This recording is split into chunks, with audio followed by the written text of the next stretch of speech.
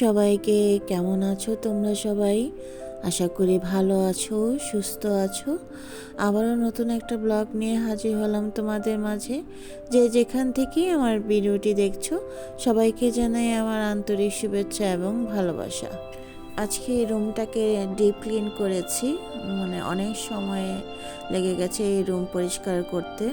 দেয়ালের মধ্যে মাকড়সার জাল বাসা বেঁধেছে, তো এগুলাকে একটু পরিষ্কার করে নিচ্ছি।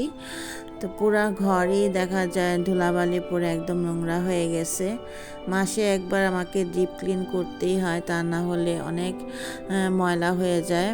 তাই চেষ্টা করি যখনই সুযোগ হয় একটু পরিষ্কার করে রাখার, কারণ বেশি নোংরা হয়ে গেলে দেখা যায় অনেক কষ্ট হয় পরিষ্কার করতে। আর আমি একসাথে এত কাজ করতে পারি না, তো দেখা যায় আজকে একটু করলাম, কালকে দেখা যায় আরেক রুম করলাম, এরকমভাবে একটু করি আর কি। তা নাহলে একসাথে একটানা সব কাজ আমার করা হয়ে ওঠে না, কারণ আমার পায়ের সমস্যা আমি আগেই বলেছি। তারপরও তো করতেই হয়, পরিষ্কার না করলে তার হয় না। ঘর যদি পরিষ্কার থাকে, গোছানো থাকে, নিজের কাছেও দেখতে অনেক ভালো লাগে, মানে একটা শান্তি কাজ করে যে না আমার ঘর দ্বার পরিষ্কার আছে। যাই হোক, তো এখন অফ ক্যামেরা আমি অনেক কাজই করেছি, সেগুলো তো আর দেখানো সম্ভব না। এত কিছু দেখাতে গেলে দেখা যায় ভিডিও অনেক বড় হয়ে যাবে, তাই এত বড় ভিডিও দেখার মতো সময় হয়তো আমাদের কারোরই নাই।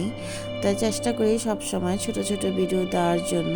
আমরা যারা ইউটিউবে কাজ করছি তারা আমরা তো সবাই জানি একটা ভিডিও তৈরি করতে কতটা কষ্ট করতে হয়। সংসার সামলিয়ে ইউটিউবে কাজ করা অনেক কঠিন একটা ব্যাপার আমাদের জন্য, যারা আমরা ইউটিউবে কাজ করছি। নিজের ভিডিও তৈরি করা, এডিট করা, ভয়েস দেওয়া, এগুলো তো আছেই। তারপর আবার আপু দিদিভাইদের ভিডিও কাজের ফাঁকে ফাঁকে দেখতেও হয়। আবার সংসারে তো নানান ঝামেলা থাকেই, বাইরে যেতে হয়, কেনাকাটা করতে হয়, বাজার করতে হয়, সংসার সামলাতে হয়। সব কিছু মিলে আসলে একটা কঠিন সময় আমরা পার করি যারা ইউটিউবে কাজ করছি। এত কষ্ট করেও যখন ভিডিও তৈরি করি বা আপলোড দেই, দেখা যায় অনেক আপুরা বা দিদিভাইরা ভিডিও দেখে কিন্তু লাইকটা দিতে ভুলে যায়, কমেন্টস করে কিন্তু লাইক দিতে ভুলে যায়। প্লিজ আপুরা দয়া করে লাইক দিয়ে ভিডিওটি দেখো। তোমার ঘর পরিষ্কার হয়ে গেছে, আমি এতটুকুই তোমাদের সাথে শেয়ার করেছি। এই জায়গাটা আমি নতুন করে সাজিয়েছি, তোমাদের দেখাতে ভুলে গিয়েছিলাম, তো আজকে একটু দেখিয়ে দিলাম কেমন হয়েছে জানিও। তো আজকে কই মাছ সর্ষে দিয়ে রান্না করব আর ধনিয়া পাতা ভর্তা বানাবো। সিম্পল রান্না আজকে, তেমন ঝামেলা করব না। তো ধনিয়া পাতা ভর্তা তো আমরা সবাই জানি বানাতে, এটা তো আর বলার কিছুই নাই। তো পাটায় তো আর বাটা সম্ভব না, তাই প্ল্যান করে নিয়েছি। যাই হোক, পাটায় বাটতে পারলে হয়তো এটার স্বাদ আরও বেড়ে যেত, কিন্তু কিছু তো করার নাই। এখন কই মাছগুলোকে হলুদ লবণ দিয়ে মেখে ভেজে নেব। 3 পিসই নিয়েছি, যেহেতু আমরা 2 জন মানুষ, কারণ খাওয়ার মানুষ নাই, আমি তেমন একটা মাছ খাইও না, সেজন্য কমই রান্না করি। তো এখন সর্ষে দিয়ে রান্না করব। সর্ষে, রসুন, কাঁচামরিচ একটু লবণ দিয়ে একটু ব্লেন্ড করে নেব।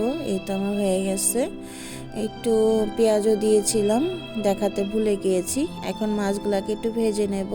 তো যাই হোক, যারা আমার নতুন বন্ধু হয়েছো তাদেরকে জানাই আমার অসংখ্য ধন্যবাদ, আর যারা পুরনো বন্ধু আছো তাদেরকেও আমার ধন্যবাদ জানাই।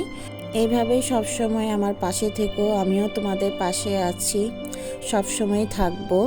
আর যারা আমার ভিডিও দেখো কিন্তু এখনও আমার চ্যানেলটিকে সাবস্ক্রাইব করোনি, তোমাদেরকে বলছি, যদি আমার ভিডিওর কোনো একটা অংশ তোমার কাছে ভালো লেগে থাকে তাহলে সাবস্ক্রাইব করে আমার পাশে থাকতে পারো, লাইক কমেন্টস করে আমাকে উৎসাহিত করতে পারো, যাতে আমি আরও নতুন সুন্দর ভিডিও তৈরি করতে পারি। যাই হোক, অনেক কথাই বললাম তোমাদের সাথে। তো এখন পেঁয়াজগুলোকে একটু ভেজে এখানে রসুন, হলুদ, মরিচ, ধনিয়ার গুঁড়া দিয়ে ভালো করে মশলাটাকে কষিয়ে নিয়েছি। তারপরে দিয়েছি সর্ষেটাকে দিয়ে ভালো করে একটু কষিয়ে নেব, মশলাটাকে ভাজা করে নেব।